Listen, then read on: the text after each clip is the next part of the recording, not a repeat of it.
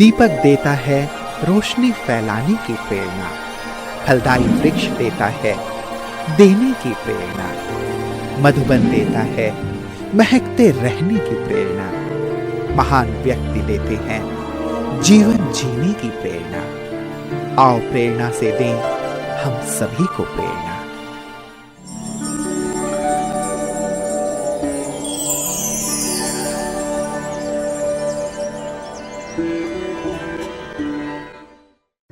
Bell पहाड़ ओडिशा राज्य के झारसुगुड़ा जिले में एक शहर और नगर पालिका है।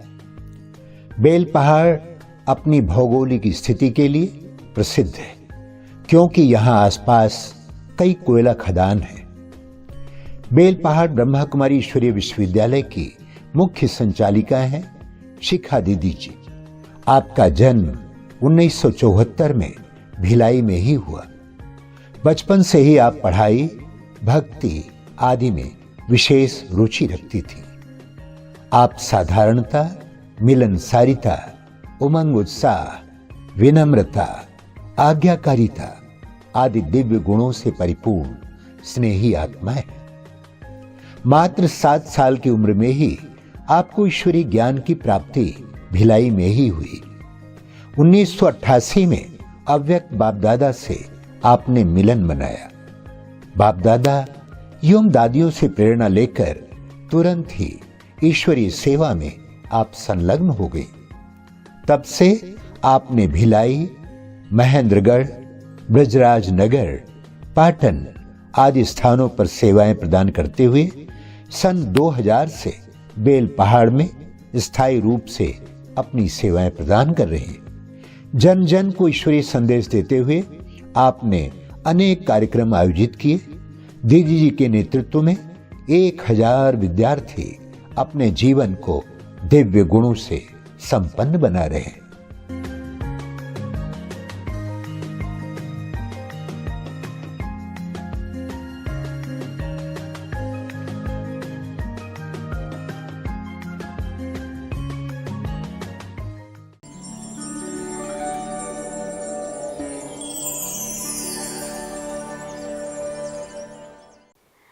मेरा बचपन बहुत ही सुंदर बीता।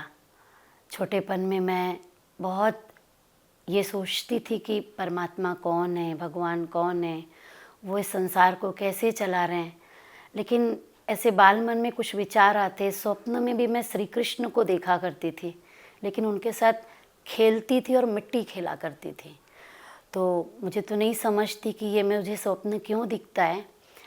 और मेरा बचपन जो है, परिवार में मम्मी पापा, 2 भाई, दोनों बड़े भाई और हम 2 बहनें, हम बहुत प्यार से भक्तिपूर्ण परिवार में माहौल था, रहा करते थे।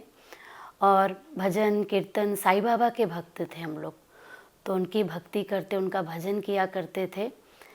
मम्मी जो थी वो रोज़ भगवान को नहलाना, संध्या आरती देना, सुबह भोग लगवाना, ये हम भाई बहनों से भी कराती थी। तो भगवान के प्रति आस्था तो थी और बहुत अच्छा बचपन बीता। लेकिन जब मैं 2 क्लास में थी, क्लास 2 में पहुंची थी, तो हमारे घर के बगल में ही सेंटर खुला, 2-4 घर छोड़ करके। और वहाँ पर हमारी मम्मी और कुछ माताएं जाने लगी, जो मेरी मम्मी की सहेलियाँ भी थीं, वो सब जाने लगी। तो हम बच्चे भी जाते थे। और दीदी हमसे संडे के दिन डांस सिखाती थी। बच्चों को सिर्फ संडे को बुलाती थी, रविवार के दिन। और हम मैं आत्मा, तुम हो आत्मा, आपस में भाई भाई, इस गीत पर हमसे नृत्य करवाती थी। हमें टोली दिया करती थी। तो हम बाबा से को तो नहीं पहचान रहे थे, लेकिन दीदी से प्रभावित थे और वहाँ जाना हमको अच्छा लगता था। धीरे धीरे बड़े होते गए, पढ़ाई भी कर रहे थे। पढ़ाई में हम बहुत अच्छी थी।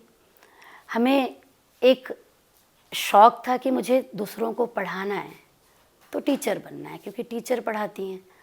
तो टीचर बनने के लिए मैं पढ़ाई अच्छे से करने लगी, आगे बढ़ती रही।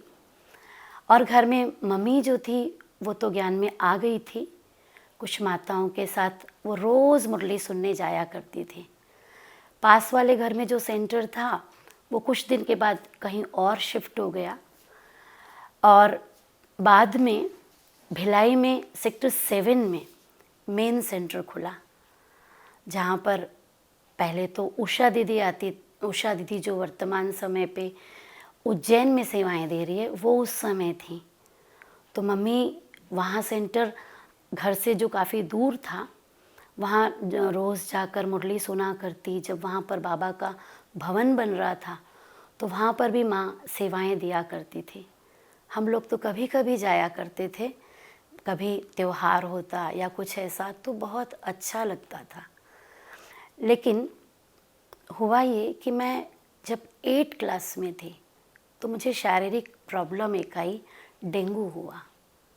और वो डेंगू से मैं बहुत वीक हो गई।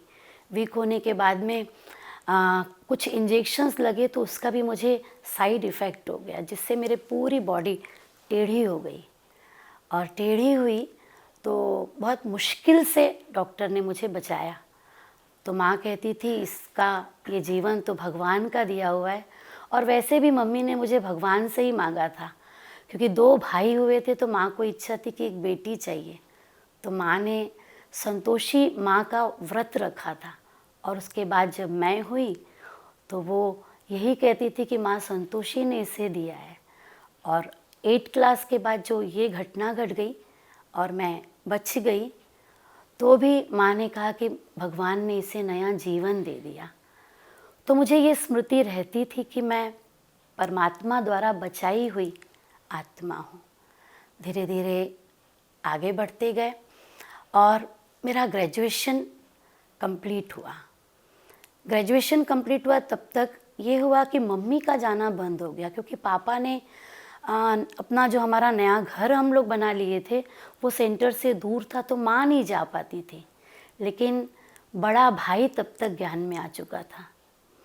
और बड़ा भाई जब ज्ञान में आया तो उसे एक ही चाहना कि जो मेरी 2 छोटी बहनें हैं वो दोनों समर्पित होएं, वो दोनों ज्ञान में आएं।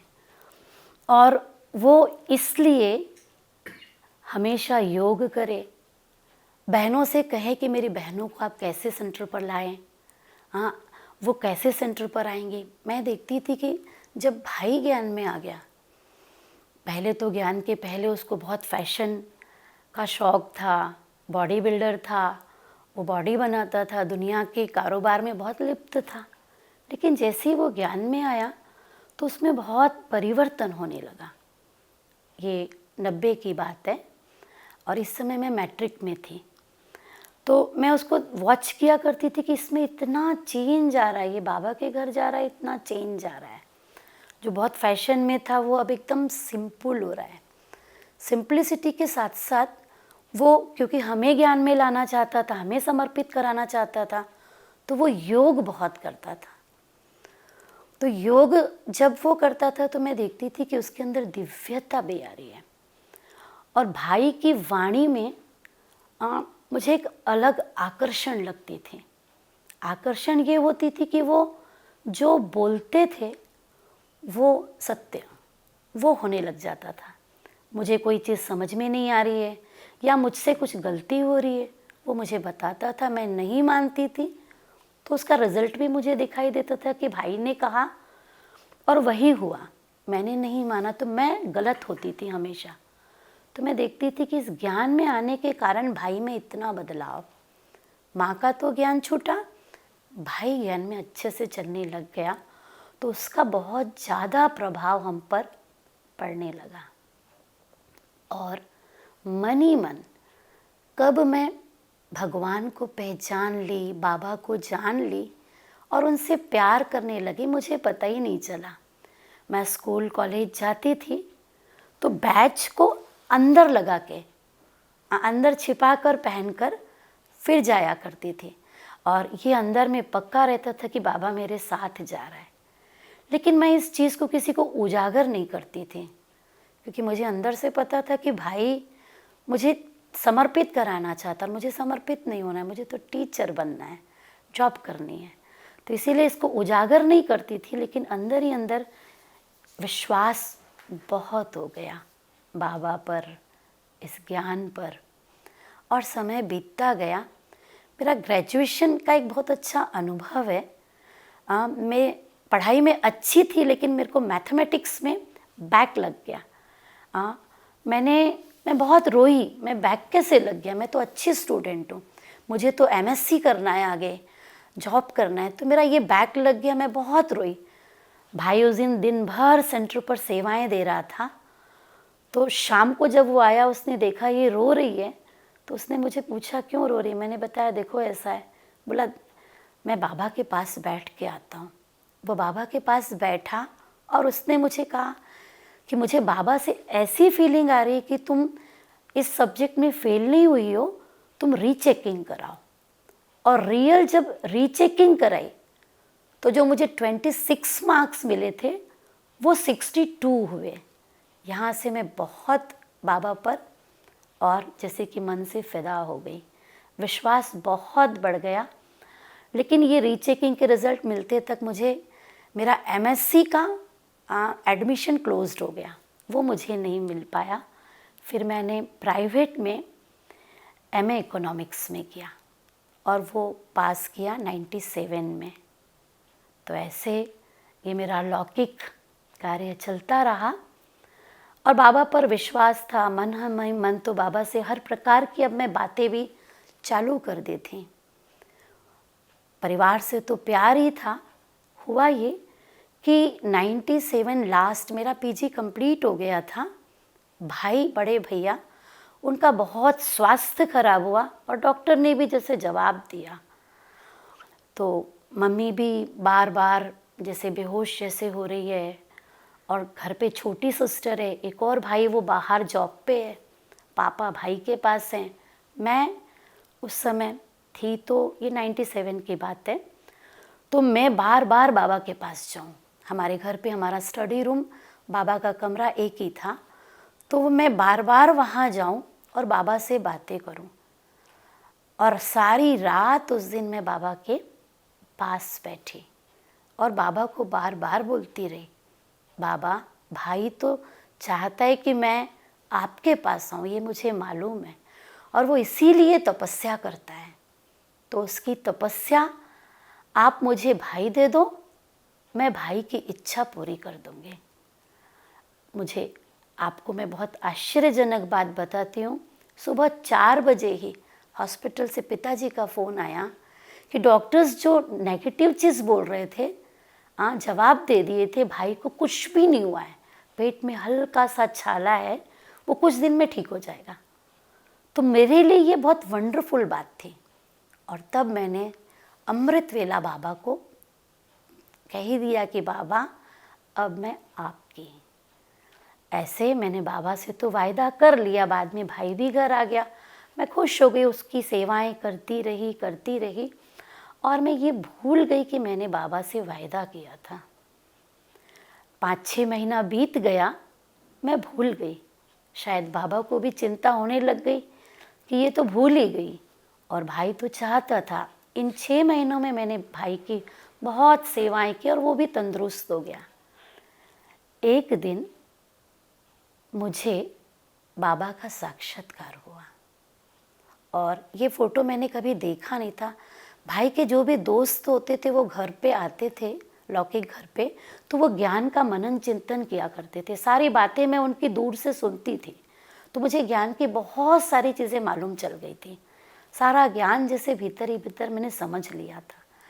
लेकिन अमृत वेला एक दिन मैं सो रही थी तो वो फ़ोटो, बाबा बाहें पसारे, मैंने वो फ़ोटो कभी देखा नहीं था और पूरा आसमान जैसे स्क्रीन बन गया और बाबा ने बाहें पसार कर मुझे बुलाया, बच्ची तुमने तो वायदा किया था ना मैं आऊँगी, कब आ रही हो?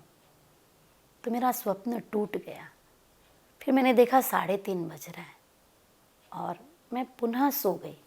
सोई तो वही स्वप्न दोबारा 3 बार ये स्वप्न रिपीट हुआ और मैंने सुबह 5 बजे अपने भाई को कहा कि ये जो गुरुवार आएगा उस दिन मैं बाबा के घर चली जाऊंगी। वो गुरुवार था 23 अप्रैल 1998। भाई के वर्षों का स्वप्न पूरा हो रहा था और वो खुशी उसकी इतनी अंदर, लेकिन जैसे धरती पाँव से धरती उसकी खिसक गई कि बहन कह रही मैं समर्पित हो जाऊंगी और मम्मी पापा को अब कैसे मनाएं। लेकिन वो सब इतना सहज रीति से हुआ, किसी को भी नहीं कहा, सिर्फ भाई को कहा और मन ही मन पैकिंग कर लिया, तैयारी कर ली और बाबा के घर गुरुवार के दिन। मम्मी पापा की तो रजामंदी नहीं थी, उनको थोड़ा सा नाराज़ करके बाबा के घर दोपहर 1 बजे मैं पहुंच गई। सतगुरुवार का वो दिन था। बाबा की अनुभूति तो मुझे बहुत अच्छी हो रही थी। प्लानिंग हुआ 18 जनवरी 98 बाबा से मिलन का। भाई ने टिकट करा दिया, लेकिन पिताजी बिल्कुल छुट्टी नहीं दे रहे थे जाने के लिए। और मेरे मन में था कि जब तक पापा नहीं कहेंगे हाँ, मैं कुछ तैयारी नहीं करूँगी। सुबह 3:30 बजे ट्रेन थी, लेकिन रात 11:30 पौने 12 हो गया और पिताजी ने हाँ नहीं किया। लेकिन मैं सारी पैकिंग, मतलब कपड़ों को पैक करके फोल्ड करके बाहर रखी हुई हूँ, आप हाँ करेंगे तो मैं जाऊँगी। रात 12 बजे पापा ने कहा ठीक है, तुम्हें जाना है तो तुम दोनों बहनें जाओ। 12 बजे रात्रि हम दोनों बहनों ने, भाई ने पैकिंग कर दी, हम दोनों बहनों ने भोजन बनाया। सुबह 3:30 बजे हम दोनों लौकिक बहनें गई बाबा मिलन के लिए। ट्रेन पे बैठे तो 8 कन्याएं हम एक साथ थे।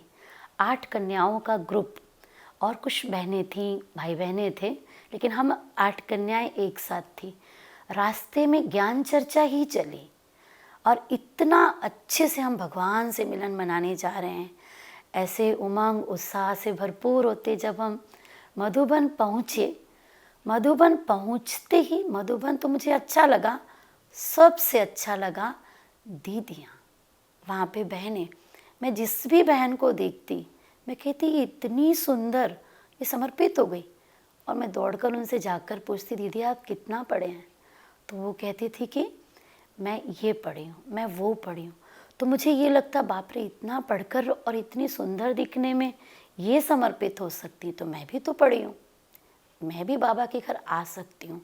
जब मधुबन गई तो अंदर में ये थोड़ी सी चाहना हो ही रही थी कि बाबा के पास मुझे भी आना है। ऐसे फिर धीरे धीरे हम 8 कन्याओं ने हर क्लासेस की, मस्ती भी बहुत की।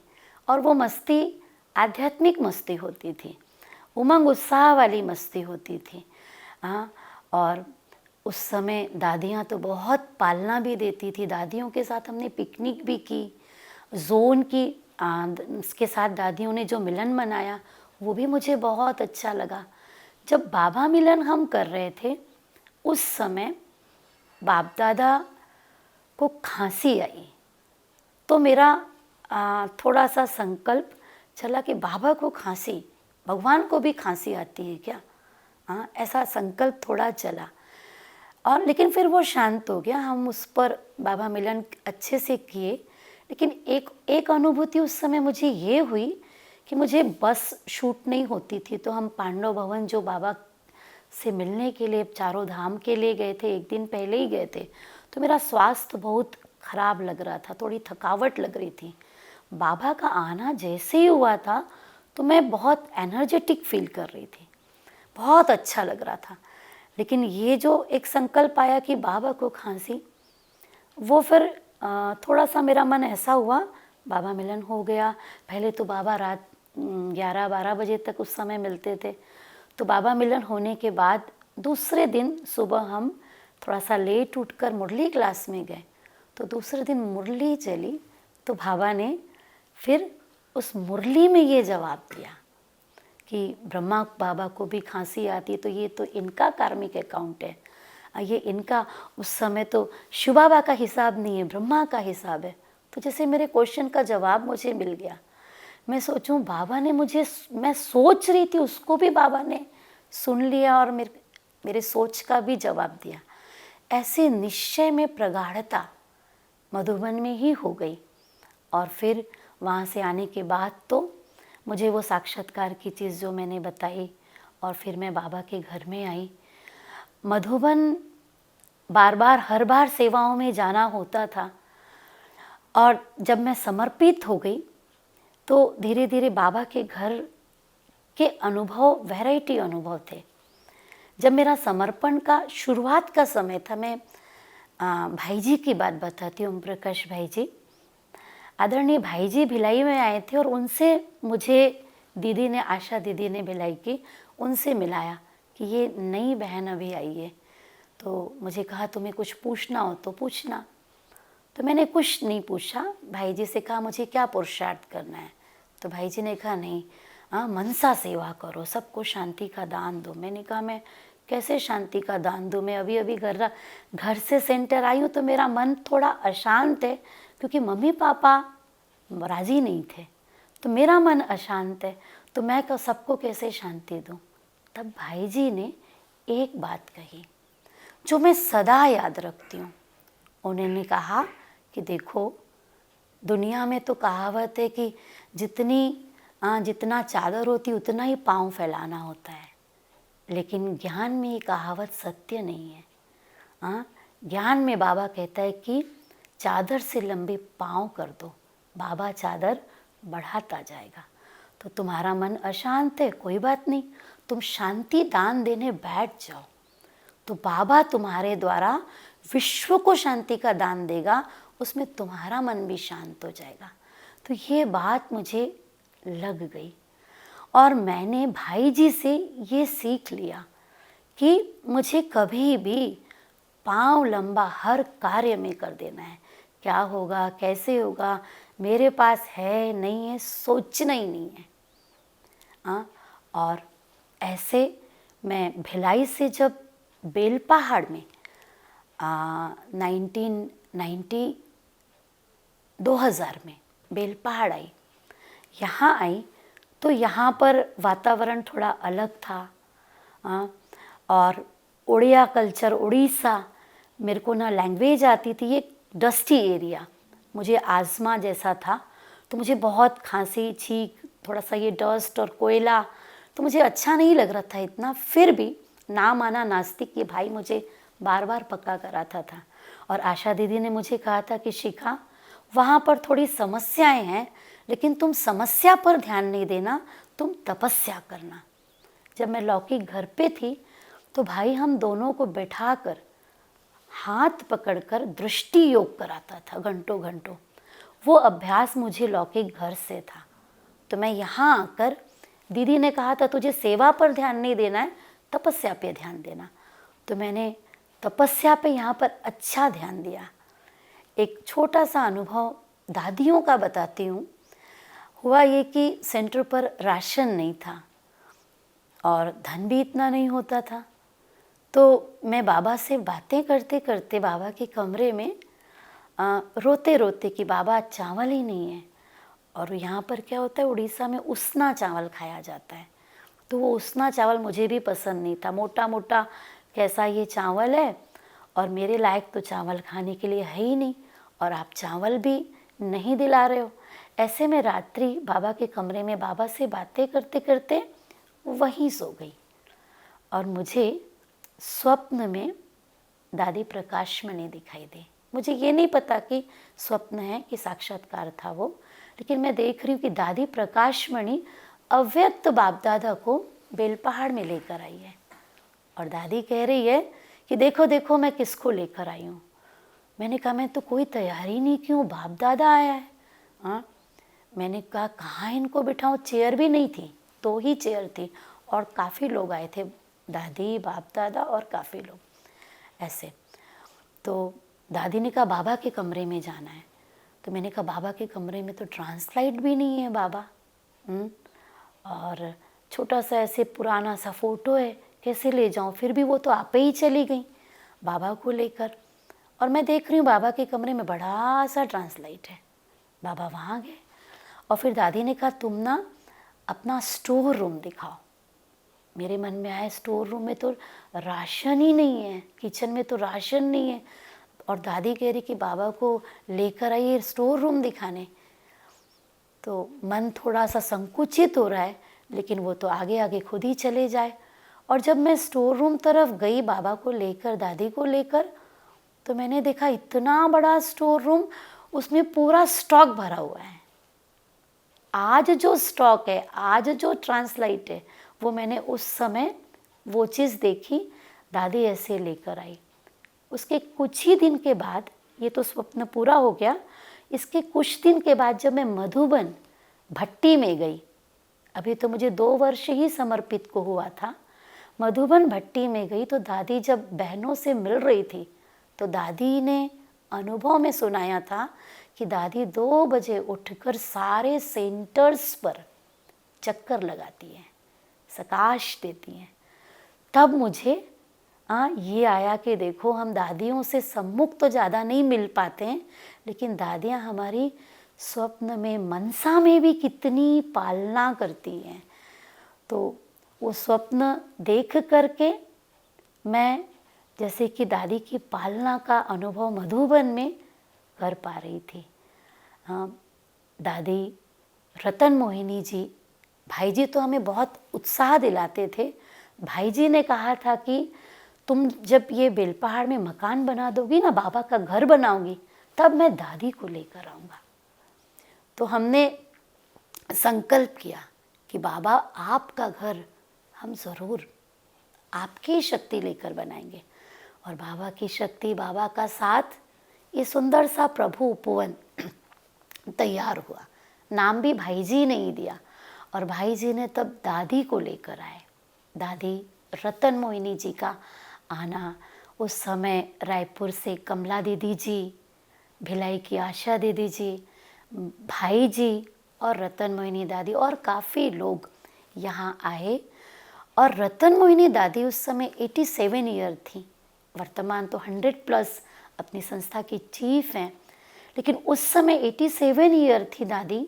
मैंने दादी को देखा, दादी सुबह 2 स्थान पर सेवा करते हुए हमारे पास 10:30 पौने 11 बजे पहुंची, और पहुंचते ही इतना प्यारा भवन का उद्घाटन किया, सबसे मिली, भोजन किया, और शाम का बड़ा पब्लिक प्रोग्राम था।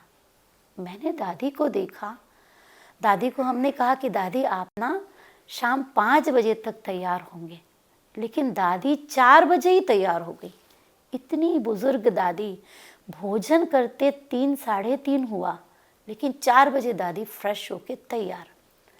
हमने दादी को कहा, दादी आपको अभी नहीं जाना है, आपको 5:30 बजे जाना है।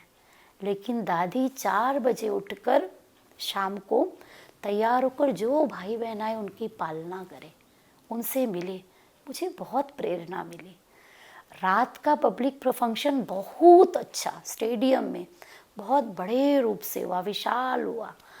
और रात सोते सोते 11:30 दादी ने मुझे कहा कि सुबह 3:30 बजे तुम मेरे रूम के सामने में बैठना, ताकि मैं उठूं तो बाबा के कमरे में तुम मुझे ले जा सको।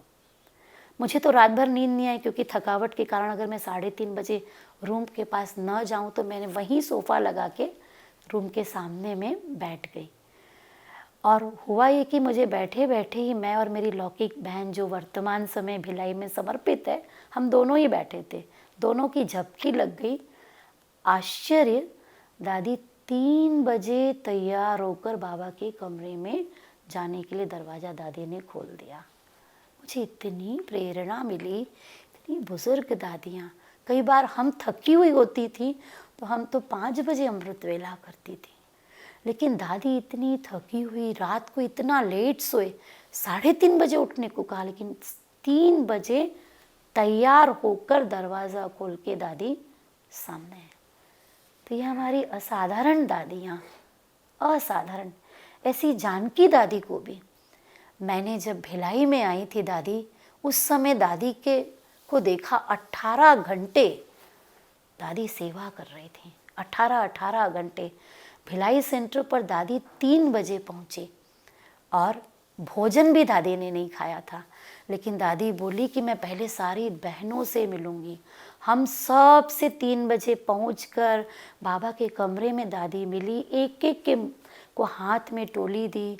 और उसके बाद जब भोजन करने गई तो डाइनिंग में दादी ने वो सारी माताओं बहनों को बुलाया जिन्होंने भोजन बनाया था। अपने हाथ से दादी उन्हें खिलाई एक एक गिट्टी। क्या हमारी दादियाँ, क्या हमारे बड़े। तो इनको देखकर तो मन में ऐसे आता था कि हम बहुत सही जगह पे आ गए। एक नहीं, दो नहीं, अनेकानेक उदाहरण हमारे आगे हैं। ये दादी दीदियाँ, हमने साकार बाबा मम्मा को तो नहीं देखा, लेकिन बाबा मम्मा समान इन दादियों को देखा जो आज तक भी हमारी प्रेरणा स्रोत हैं। बाबा के घर पे जब मैं आई तो बाबा ने मुझे एक वरदान दिया ज्ञान सुनाने का, और इसका भी बहुत बड़ा अनुभव है। लेकिन बाबा ने जब मुझे वाणी की सेवा का वरदान दिया तो आशा दीदी मुझे कहीं पर भी शिविर होता था, नया सेंटर खुलता था तो वहाँ भेजा करती थी शिविर कराने। तो नया नया पाटन, भिलाई के समीप पे एक पाटन स्थान था, डोंडी लोहारा था, बेमेतरा, ऐसे कुर्सी पार, हाउसिंग बोर्ड, मनेंद्रगढ़ और भी कुछ स्थानों पर दीदी ने मुझे सेवाओं के लिए शिविर कराने अर्थ भेजा। और जब बेल पहाड़ नया खुला तो यहाँ पर भी शिविर कराने भेजा। ब्रजराज नगर में भी मैं 6 महीना रह कर के शिविर कराई और वहाँ नया सेंटर स्थापित करने में मददगार बनी। ऐसे मैंने सेवाएं चालू की। जब बेल पहाड़ में आई तो यहाँ पर थोड़ा सा विघ्न था, ऐसे तो सेवा लोग इतनी करने नहीं दे रहे थे।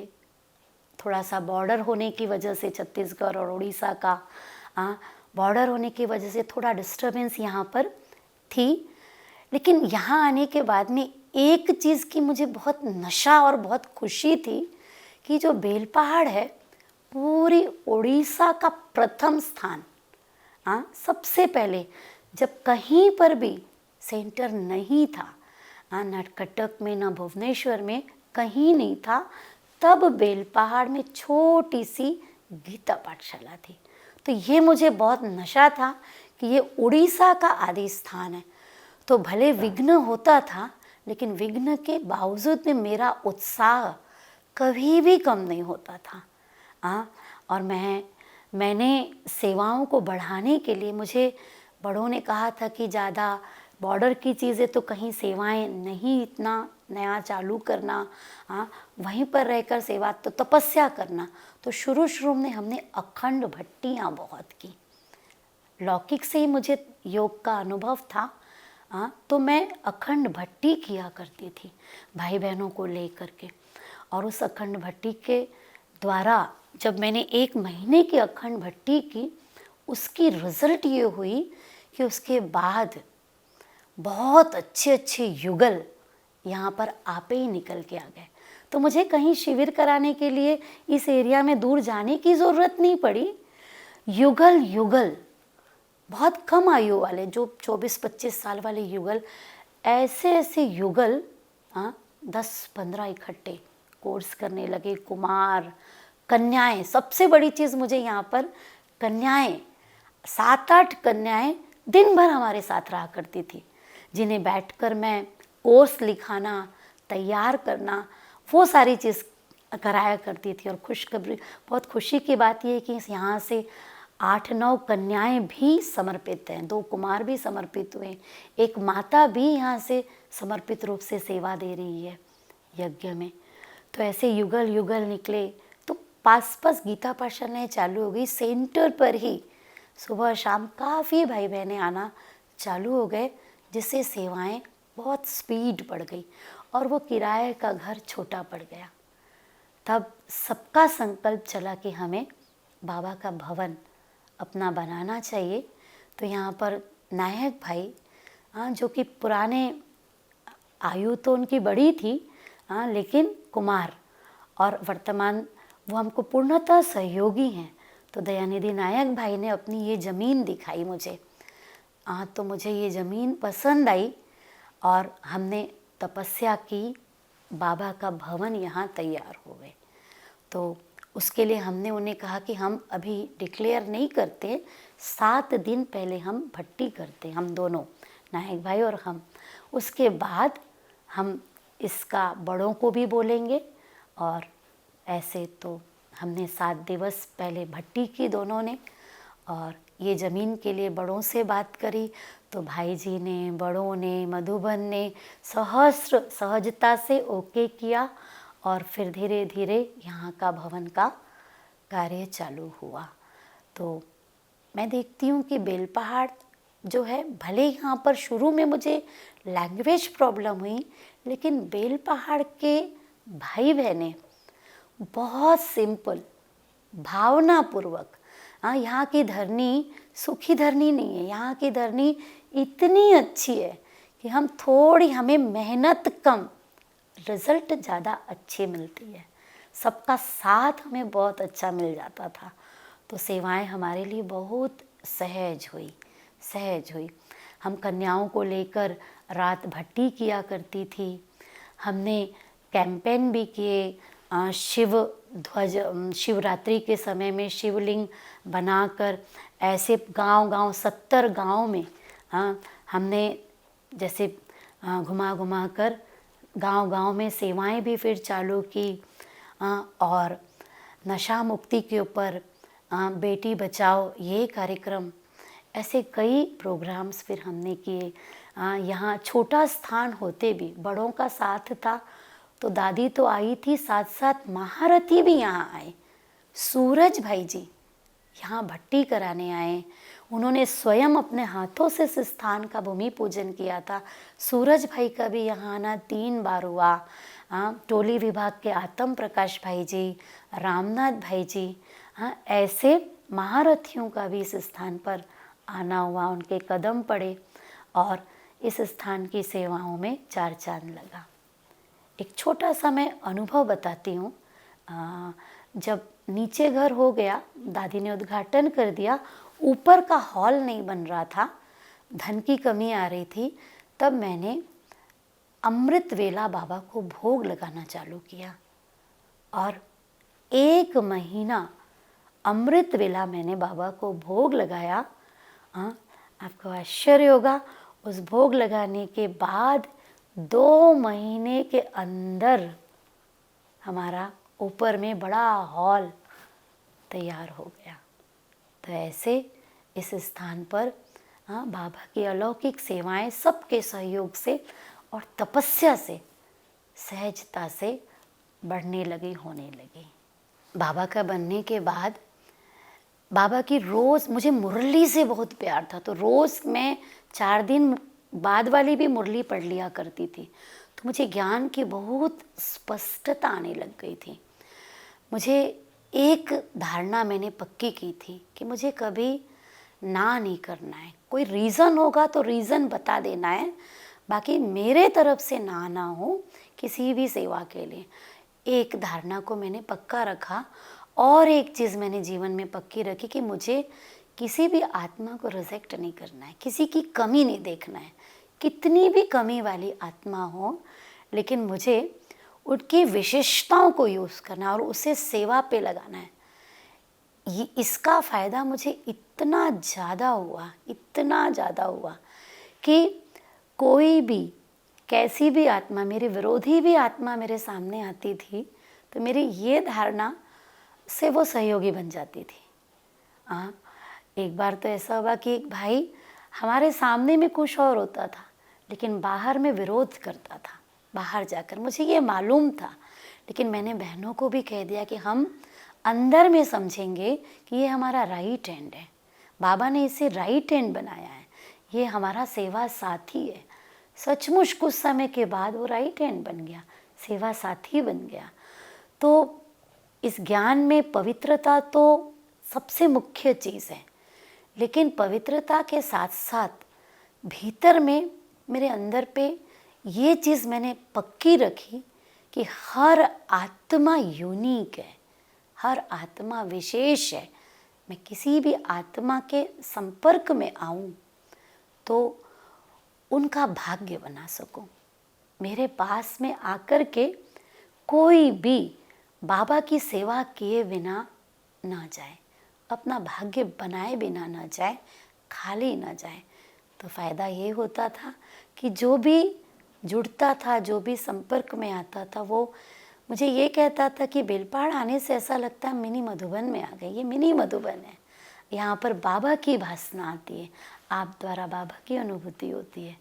तो ऐसे हम सेवा पे आगे बढ़ते रहे। वर्तमान समय तो बहुत नाजुक समय हो गया, हम चाहूँ और देख रहे हैं।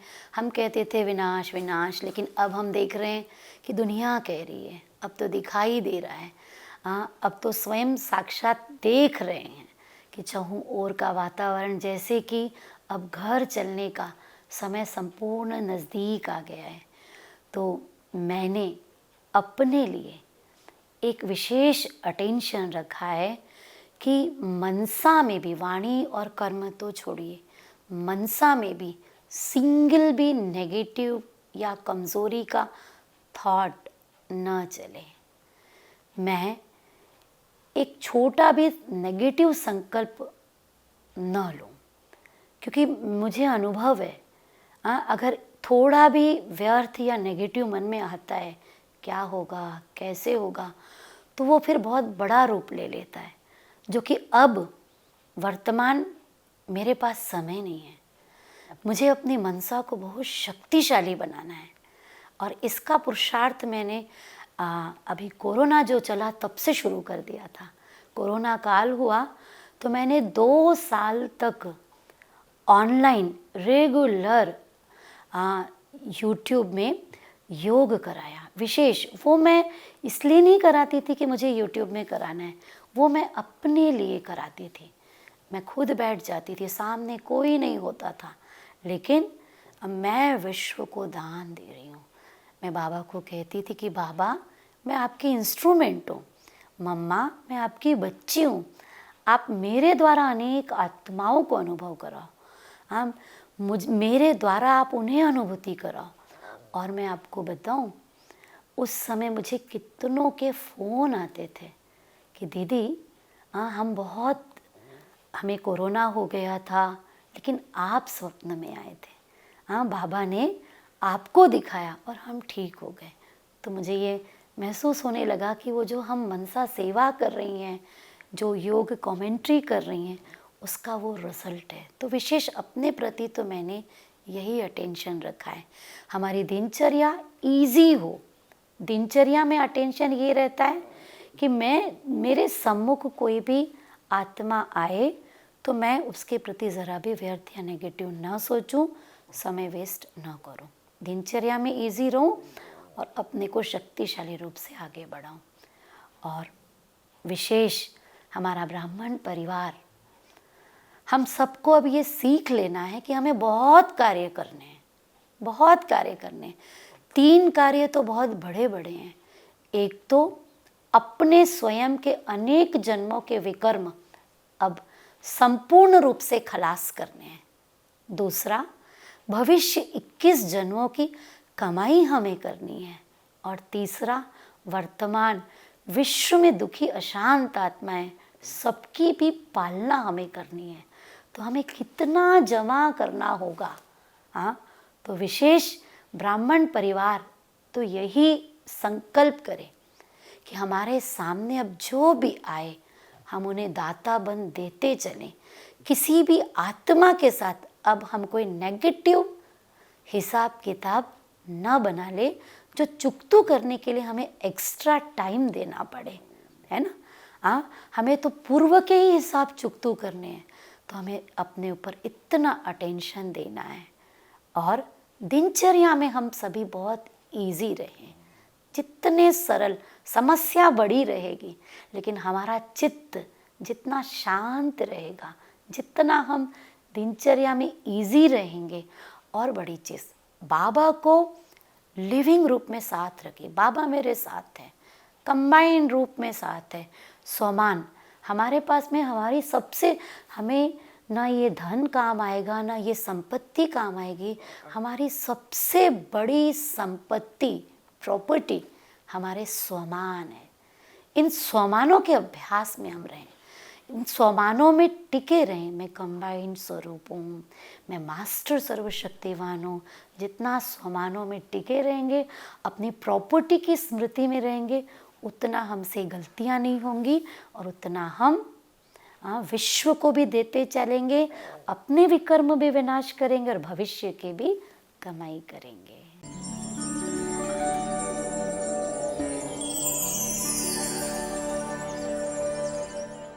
I am coming in contact with Sikha Behan from 20 years, and she is frequently coming to my institution where she is taking all sorts of activities which are very motivating, and my students are getting immense help and they are stressed, their stress are minimized, and everywhere she is going to take all activities which are very effective in this area. All corporate sectors, their dignitaries are coming to this institution. दीदी जी का जो जीवन प्रेरणादायी था, तो उनकी जीवन को देख कर के मैंने इसी अलौकिक मार्ग को चुना। मुझे बहुत अच्छा लगा दीदी जी के अंदर में बड़ों के प्रति जो इतनी स्नेह और उनके आज्ञा को पालन करना और उस आज्ञा पर चलना। मेरे को दीदी जी से यही शिक्षा मिलती है कि हम भी बड़ों को कैसे आज्ञा को पालन करने से इसी ज्ञान मार्ग पर हम स्वयं आगे भी जाएंगे और सबके साथ सबको लेकर आगे बढ़ेंगे और सेवा में सफलता मिलती है। शिखा बहन की विशेषता है वो सबके साथ मिलनसार हैं और कोई भी भाई बहन जो भी थोड़ा अनबनी होता है तो सबको मना करके चलाना, ये सबसे उनकी विशेषता है कि कभी कोई ऐसा परिस्थिति आए अपने जीवन में, हम जो बाबा के घर में कनेक्शन में है जो, तो बाबा को बोलते हैं कि बाबा ऐसा मदद के लिए। तो मैंने अनुभव किया 15-20 मिनट के बाद शिखा बहन का ऐसा मैंने फ़ोन आएगा कि ऐसा ऐसा है वो, तो सब ऐसे बाबा उनके द्वारा बहुत मदद करवाते हैं। दीदी जी का पालना मुझे बहुत अच्छा लगता है और उनके साथ रहते हुए स्वभाव संस्कार जितने भी हो, दीदी जी बहुत सुंदर तरीक़ा से समझा करके बहुत हल्का करते हैं। और दीदी जी के अंदर ज्ञान योग का बहुत महत्व है और उनके जीवन में त्याग और तपस्या बहुत है और हम उनसे सीखा है कि कैसे अपने जीवन को श्रेष्ठ बनाना है। मैं दीदी के लिए यह कहना चाहती हूँ कि दिल से खूबसूरत है वो, दिल से खूबसूरत है वो, मन की सच्ची मूरत है वो, मन की सच्ची मूरत है वो। तारीफ़ क्या करूँ मैं उनकी, तारीफ़ क्या करूँ मैं उनकी, इस सेंटर की प्यारी मूरत है वो, इस सेंटर की प्यारी मूरत है वो। दीदी जी से ये शिक्षा मिलती है कि हमेशा आज्ञाकारी और मर्यादा सिखाती है और दीदी जी हमेशा हमको ये प्रेरणा देती है कि उमंग उत्साह के साथ साथ एक्यूरेट और पंक्चुअलिटी का गुण को अपनाने के लिए। और दीदी जी हमेशा हमको ये शिक्षा देती कि हर कार्य में हाई थिंकिंग और सिंपल लिविंग का। She is such a lovely personality, such a divine soul. It is not possible to express in words about her. She is very cooperative, she is very affectionating, and her passion is to help others. Shikha Didi is not only working or serving in the house of Baba, she is serving to the mankind. 2015 में मैं शिखा दीदी के सानिध्य में बेलपहाड़ में आई। यहाँ आकर मुझे बहुत अच्छा लगा, मुझे अपने घर में आने जैसी अनुभूति हुई। वो हमेशा बड़ी बहन जैसा हमें प्यार दिए। जब भी कोई पर्व त्यौहार हो या कुछ प्रोग्राम का ऑर्गेनाइजेशन करना हो, हमेशा वो उमंग उत्साह से सब चीज़ों की देखरेख बड़े ही प्यार से करती और हमें भी बड़े प्यार से सिखाती। दीदी हमको हर बात ज्ञान से लेकर सेवा कैसे करना है सिखाते हैं, लेकिन दीदी के अंदर बहुत सादगी, सच्चाई, सफाई, यज्ञ सेवा प्रति वफादार। दीदी के अंदर हमने ये विशेषता देखी, हर छोटी मोटी बातों में दीदी हमको सिखाती थी। दीदी के नाम तो शिखा है, लेकिन सिखाने की कला बहुत उमंग उत्साह खुशी से दीदी सेवा करती और हमको साथ लेकर कराती।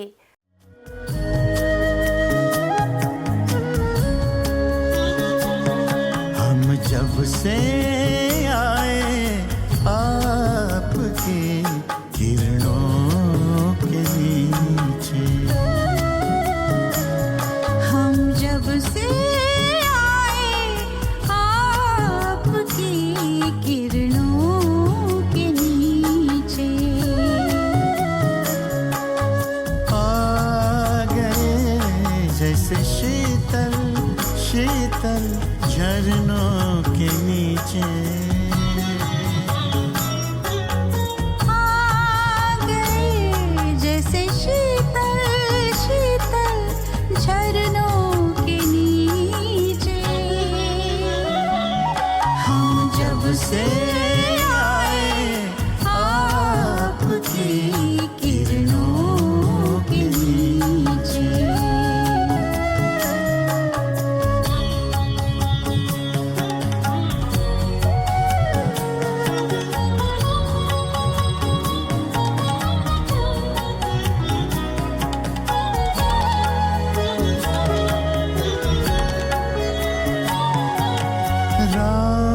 रोशनी से आपकी हम तो नहाए हुए हैं, किरणों की बाहों में बाबा हमको समाए हुए हैं।